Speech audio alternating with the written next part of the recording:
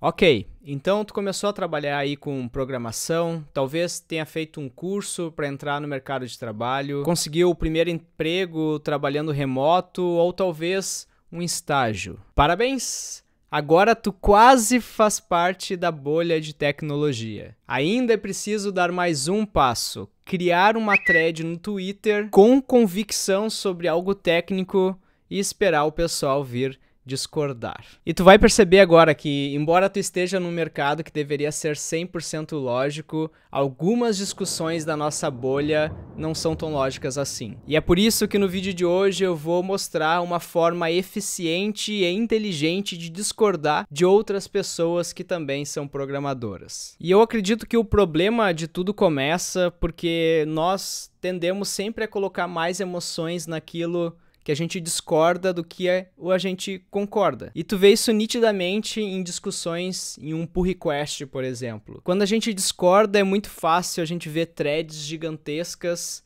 mas quando alguém concorda com nós, a gente simplesmente vê um LGTM, um Looking Good to Me. No vídeo de hoje nós vamos ver 7 maneiras de discordar de alguém, começando da mais fácil e menos eficaz até a mais difícil e certeira. E dessa forma, quem sabe, diminuímos as tretas da nossa comunidade no Twitter. E não esquece de deixar o botão do like azul, porque ao fazer isso tu vai receber uma recompensa no final do vídeo. Esse é o Paul Graham. Paul é um programador Lisp com doutorado em Harvard. Ele afirma que criou o primeiro ASP, Application Service Provider, que basicamente é oferecer serviços para consumidores finais através de uma rede de computadores, utilizando um protocolo padrão como o HTTP. Resumindo, ele foi um dos caras que criou o primeiro site de construção e hospedagem de outros sites, que depois foi vendido para o Yahoo. Ele também foi um dos fundadores da Y Combinator, que é uma incubadora que já incubou mais de 1.500 startups como Dropbox, Airbnb, Reddit e Coinbase. Paul escreveu uma dissertação sobre a pirâmide do desacordo. E essa pirâmide mostra como que a gente pode discordar sem agredir. Então, começando pela base da pirâmide aqui, nós temos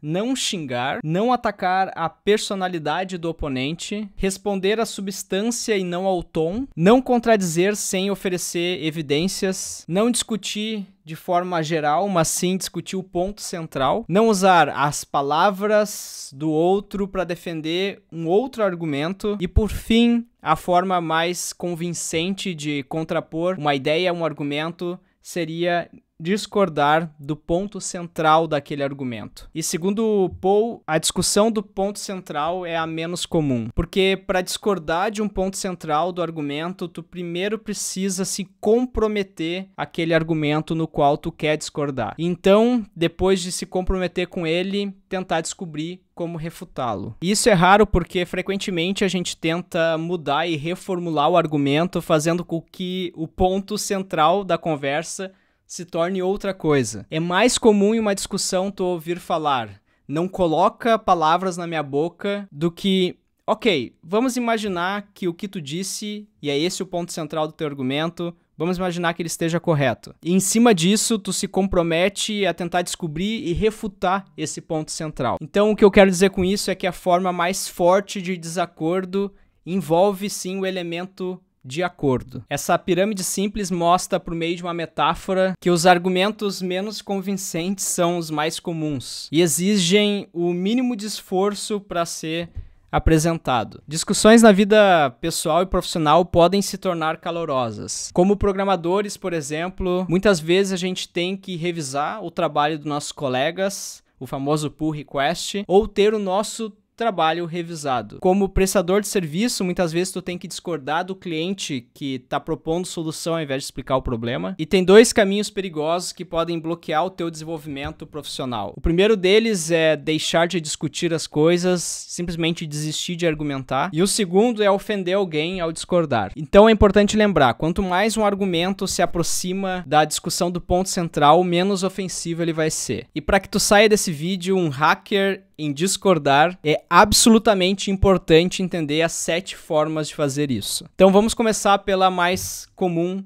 que é xingar. Essa, na verdade, não precisa muita explicação, uma simples thread no Twitter, tu vai achar muitos exemplos. Então vamos para a próxima, que é atacar a personalidade do oponente. Essa forma é um pouco mais sutil do que xingar, mas ela tem o mesmo intuito, que é desvalorizar a opinião de uma pessoa atacando a pessoa ao invés do que está sendo falado. Como, por exemplo, numa discussão de qual o melhor framework utilizar para resolver um problema específico, uma das partes contra-argumentar falando: não, mas eu tenho 10 anos de desenvolvimento de software, dando a entender que a outra pessoa não é tão experiente. Ou, por exemplo, uma discussão sobre user experience, alguém falar: mas tu nem trabalha com design, o que tu quer opinando? Tu é meramente uma programadora. Ou também, por exemplo, corrigir a gramática ao invés de corrigir o que está sendo falado. A próxima forma de discordar é responder ao tom do autor. E essa aqui é uma forma um pouco mais evoluída de desacordo, porque muitas vezes, de fato, o autor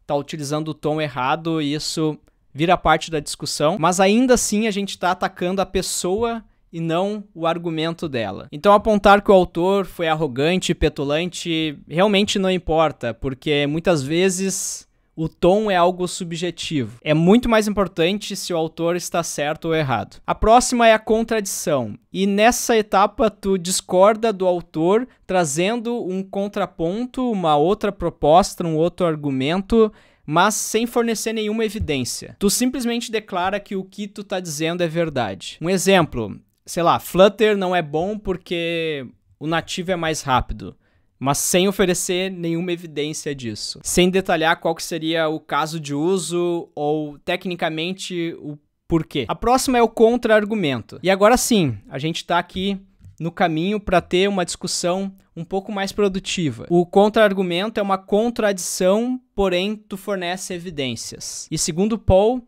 se for bem feito, direcionado diretamente ao argumento original, pode ser mega convincente. Mas, infelizmente, na maioria das vezes, discussões apaixonadas acabam tendo dois participantes discutindo coisas diferentes. E aí então que a gente chega no ponto da pirâmide, a refutação. E nesse ponto agora tá ficando até mais difícil dar exemplos para vocês. Em geral, quanto mais alto tu vai na pirâmide, menos exemplos e casos tu consegue encontrar. Mas uma boa maneira de refutar alguém é citá-los para si mesmos e achar uma brecha nessa citação para refutar, para trazer um outro contraponto com evidências. Eu vou dar um exemplo aqui que já foi uma treta na nossa bolha de tecnologia no Twitter e que a minha opinião, na verdade, é até o contrário do que eu vou defender, porém vai ficar bem simples de entender o que seria utilizar o pico da pirâmide aqui para refutar um argumento. Digamos que alguém escreveu no Twitter lá: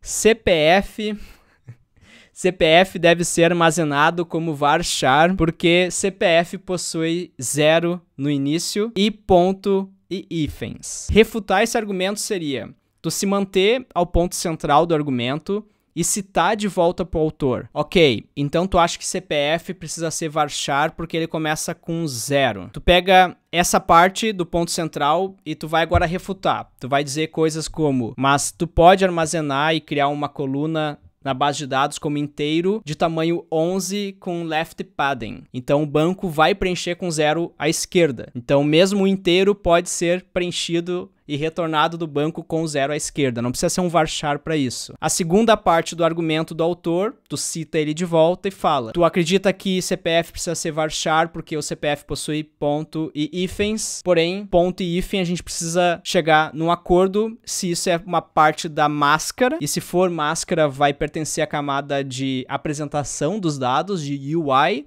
e não de persistência dos dados no banco de dados. Então, essa seria a forma de tu refutar o argumento. E é claro que aquele argumento pode trazer outros argumentos, mas o mais importante é tu se manter ao ponto central. Refutar dessa forma seria muito mais eficiente do que alguém simplesmente responder: mas inteiro ocupa menos espaço na base de dados. Na verdade, tu falar que inteiro ocupa menos espaço na base de dados seria um novo argumento, que seria um novo ponto central de uma discussão e que vai ser refutada com evidências e se mantendo ao argumento original. Nota aqui, tá? Eu não tô dizendo que CPF deve ser armazenado como inteiro. A última vez que eu precisei armazenar, eu armazenei como varchar. Mas não é porque ele começa com 0 e nem porque ele possui ponto e hífen. E a última etapa da pirâmide seria desacordo do ponto central. E essa tática é a mais poderosa de desacordo, segundo Paul. A melhor maneira de refutar alguém é descobrir o ponto central daquele argumento ou múltiplos pontos, se houver, no caso, várias questões envolvidas. Exemplo. O ponto central do autor é X. Aqui está uma citação do que exatamente o autor falou, e isso está errado de acordo com o estudo Y. E agora o ponto central do desacordo passa a ser o estudo Y. E eu peço para vocês, vamos ajudar a comunidade de desenvolvimento de software a reavaliar a forma que a gente discute. E talvez fazer no Twitter o que a gente faz no código-fonte do nosso projeto. Ou que a gente deveria fazer, que é evitar formas improdutivas de trabalho. Um abraço e te vejo no próximo vídeo. Ok, agora como prometido, já que tu deixou o teu like, fica aqui a recompensa. A limpeza de um código-fonte mal formatado.